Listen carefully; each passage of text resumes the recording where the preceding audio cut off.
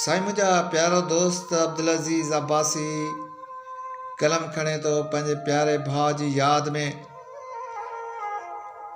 तुंहिंजूं मोहबतूं ई असांजे जीअण जो सहारो हुयूं। हा, तुंहिंजूं मोहबतूं ई असांजे जीअण जो सहारो हुयूं। जॾहिं उहे न रहियूं ऐं असांजो रहणु कहिड़े कम जो।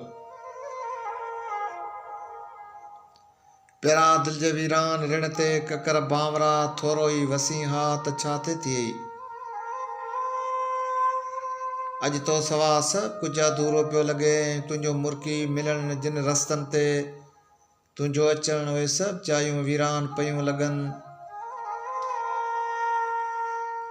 तुंहिंजो ई ओचितो वञणु प्यारा दिलि खे झीर ॾेई वियो आहे।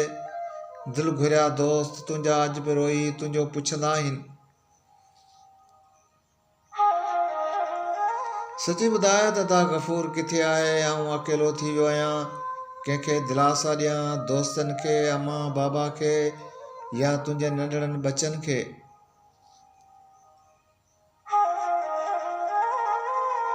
पहिरां हाणे त ज़िंदगी बि बार नथी झले सघे। तुंहिंजे वञण खां पोइ मुर्क चपनि तां मोकिलाए वेई आहे। प्यारा भाउ मोहबत प्यार सेखारे पोइ राति रोले छॾे वे। गुल जी ख़ुशबू बि कुझु घड़ी लाइ हूंदी आहे, पर तुंहिंजी ख़ुशबू सफ़ा घर करे वई आहे अंदर में।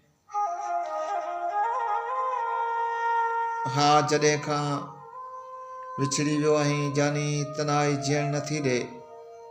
मोहबत जे मैदान में ई विखरी वियो आहियां। हा, ई विखरी वियो आहियां।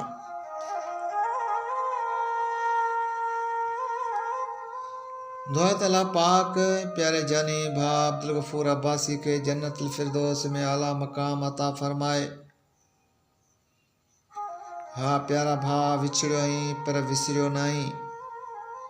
हा, विछड़ियो आहीं पर विसरियो न आहीं।